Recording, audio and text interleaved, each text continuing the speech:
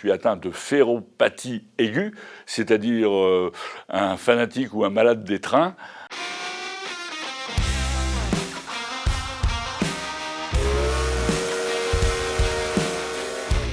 Je prends des trains qui s'arrêtent vraiment dans toutes les gares.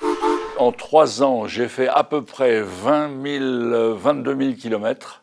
Et les gares, j'en ai fait 1800 à peu près. Ça va me coûter 4 000 € à peu près. Et puis il y a l'hébergement, parce qu'au début, je voulais faire ça vraiment à la dure, mais je me suis rendu compte que pas possible.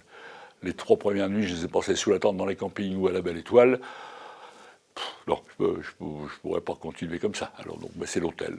À faire ça, je ne suis pas sponsorisé par la SNCF. Je leur ai demandé, ils ont trouvé mon projet surprenant, intéressant, mais j'ai pas eu droit à avoir une carte spéciale, sauf une carte Senior.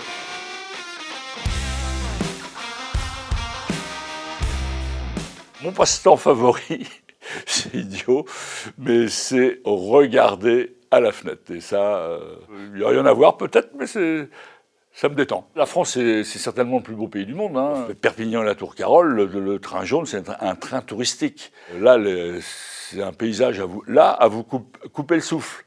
Les gares du nord de la France sont tous dans un décor flamboyant, picardo. C'est un style flamand un peu. Elles sont bien faites, elles sont esthétiques. La gare de Valenciennes, elle est super. Saint-Gilles-Croix-de-Vie, là c'est comme arriver à Venise, quoi. Le train longe le port pendant 2 km.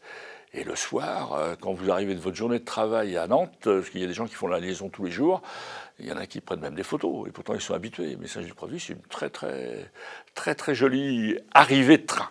Par contre, il y a des gares, ça fait fuir. Je vais le dire, allez, la gare de Meursault, en Côte d'Or, ou alors j'ai pas bien vu la bonne gare, la gare de Hazel-Rideau. Le patrimoine ferroviaire en France, il y a des gares qui sont fermées, qui sont à l'abandon. Hein.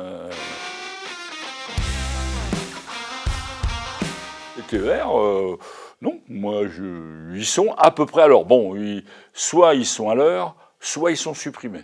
Des épisodes drôles, une contrôleuse de train qui a téléphoné parce que j'avais un retard sur un train, que le train que je devais reprendre 5 minutes après m'attende. Et là, j'ai eu le plaisir, le train m'a attendu. Donc la personne, je l'ai prise en photo et je l'ai mise dans mes carnets de voyage. C'était sympa, quoi. Le plus petit trajet que j'ai fait, c'est entre Valenciennes et Douai dans le Nord. Ça m'a pris 1h30 pour faire les 50 km. Et le plus long, c'est encore les lignes de l'Est de la France, qui sont Belfort, Gare de l'Est, où là, c'est un des rares TER qui fasse plus de 500 km. Il m'en reste 1200 à faire, mais en sachant qu'il y en a presque 500 dans la région parisienne. Actuellement, au début de mon périple, j'arrivais à faire beaucoup de kilomètres, mais maintenant, ça devient plus compliqué parce qu'il y a des lignes qui traînent à droite à gauche que je n'ai pas faites. Je voudrais bien faire un jour Montluçon, Saint-Germain-des-Fossés, 63 km. Il y a des bouts de ligne qui sont durs à faire. Alors, il faut y aller, il faut les faire. Je ne peux plus revenir en arrière. Il faut que j'aille au bout de ce projet.